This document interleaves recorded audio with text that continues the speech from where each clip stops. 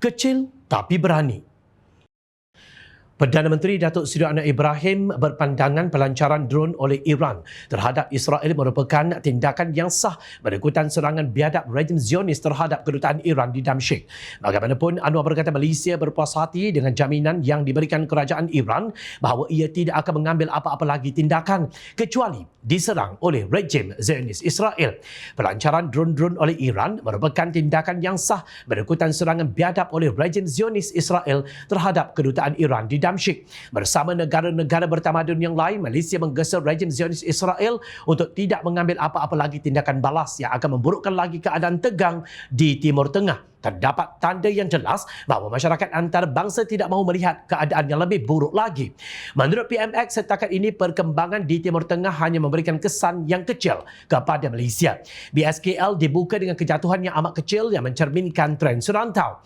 Walaupun Kerajaan Madani akan terus memantau perkembangan ini dengan teliti dan akan mengambil langkah-langkah proaktif untuk memastikan bahawa keselamatan, kebajikan dan kesejahteraan rakyat akan sentiasa terjamin.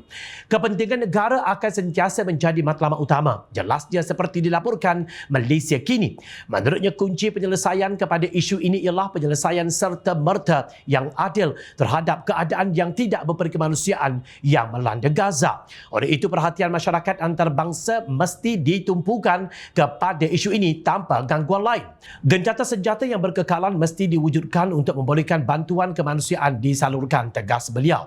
Pada 14 April lalu, Iran melancarkan berpuluh-puluh drone dan peluru berpandu di wilayah diduduki Israel.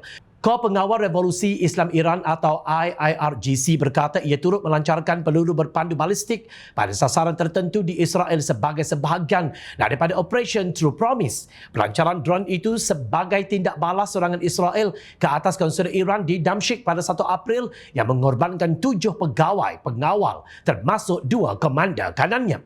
Fellow Kanan Akademi Penyelidikan Strategik Nusantara Profesor Dr. Azmi Hassan berpandangan pendirian tegas Perdana Menteri berhubung konflik antara Iran dan Israel harus dipuji. Dan berkata ketegasan Perdana Menteri itu membuatkan Malaysia dilihat sebagai sebuah negara kecil yang sangat berani menyatakan pendiriannya pada saat pimpinan negara lain tidak mengeluarkan sebarang kenyataan. Dalam perkara ini, kita patut beri penghargaan atas ketegasan Perdana Menteri yang berani, bukan secara sorok-sorok tetapi berterus terang menunjukkan kita bersama-sama dengan Iran dalam perkara ini, katanya di petik bernama. Dr. Azmi berkata perbezaan mazhab tidak seharusnya menjadi isu memandangkan negara barat sememangnya mahu menekan Iran bagi menukar kepimpinan di negara itu. Dalam isu Palestin, Malaysia bersama Brunei menyokong Palestin secara terang-terangan. Dalam isu Iran ini sama juga, hanya Malaysia dan Brunei yang nampaknya menyokong Iran. Lebih-lebih lagi Malaysia yang amat berterus terang menyokong negara itu. Kalau kita baca kenyataan Wisma Putra mengenai konflik ini, mereka menyatakan Iran berhak mempertahankan diri sendiri mengikut perkara 41 Piagam Pertubuhan Bangsa-Bangsa Bersatu PBB, katanya. Dalam pada itu, beliau menjangkakan konflik antara Iran dan Israel itu tidak akan berpanjangan sehingga membawa kepada tercetusnya Perang Dunia Ketiga seperti yang banyak digembar-gemburkan. Dr. Azmi percaya Israel tidak akan melakukan serangan balas kerana Perdana Menterinya Benjamin Netanyahu berada dalam kedudukan paling lemah sekali untuk mendapat sokongan antarabangsa. Apa yang berlaku di Gaza itu menyebabkan sukar bagi beliau mendapatkan sokongan. Jadi tiada sebab untuknya memanjangkan konflik ini. Tahniah Perdana Menteri Malaysia, tahniah rakyat Malaysia. Teruskan pendirian kita bersama menentang kezaliman dunia dan mempertahankan keinsanan sejagat.